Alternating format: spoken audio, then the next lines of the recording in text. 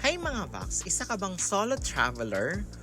Or grupo kayo ng magkakaibigan na mahilig gumala? Tara, dito tayo sa may Camp Uno Mountain View Resort located at Tanay Rizal.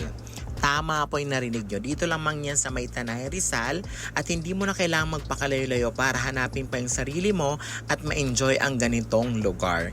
I-visit nyo lang po ang FB page ng Camp Uno Mountain View Resort for your target booking dates para po ma-avail yung resort. Nga pala, going here sa resort ay kailangan mo ng malaking sasakyan or 4x4 na sasakyan.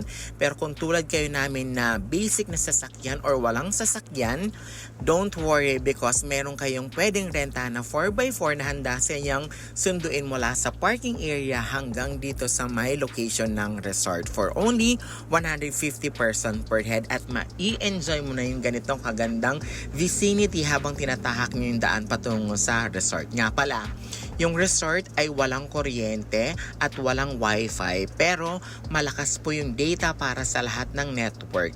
At meron naman tong generator from 6 p.m. to 9 p.m. or i-extend pa ng 1 hour para sa mga taong nangangailangan or working person. So hindi mo kailangan mag-worry kung ikaw ay nagtatrabaho at mahilig gumala. By the way, hindi ibig sabihin walang kuryente madilim yung location.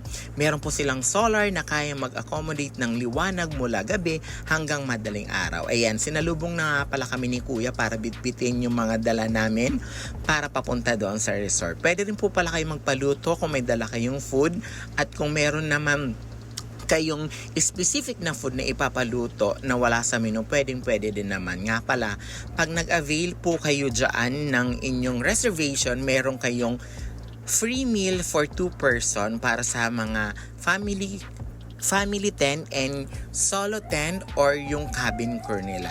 So ganito po kaganda yung Camp Uno na pwede nyong rentahan yung buong place for only 9,000 pesos. Nga pala, sa gabi dyan meron pa free movie, may pa Netflix dyan kaya sobrang saya. So ito naman yung second floor nila na may napakagandang view din ng resort. So pwede yan. So yan yung inavail namin isang family at yung kanilang cabin. So napakaganda at napakasaya ng lugar. So solong-solo nyo yung lugar na yan kahit may mga kasama pa kayo dahil napakalawak pa.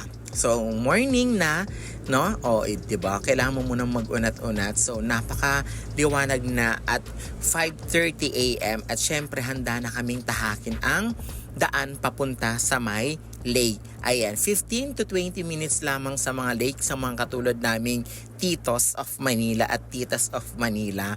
Hindi mo na kailangan pang magkaroon ng experience para sa mountaineering para mapuntahan itong lugar na to dahil yan nga basic lang din naman yung dadaanan, nakapantulog pa. Nga pala, may entrance dito na 50 pesos para dyan sa lake at another 50 kung gusto mong pumunta sa Hanging Bridge. So dahil Titos of Titas Manila na kami, hindi na kami umakyat sa Hanging Bridge at in-enjoy na lang namin itong lake. Green lamang po ang kulay niyan pero napakalinis yan at wala pang lumot. At syempre, kahit mataba ka, paglalaban ka ng duyan na yan. So, i-enjoy mo yan habang dinuduyan. At syempre, kumapit ka. Mahulog ka na dyan, wag lang sa maling tao. Charot. So, syempre, hindi ko rin papalagpasin na hindi maligo sa lake. Kaya bumaba na ako at nag-ala butanding. Hanggang sa next travel. Thank you for watching.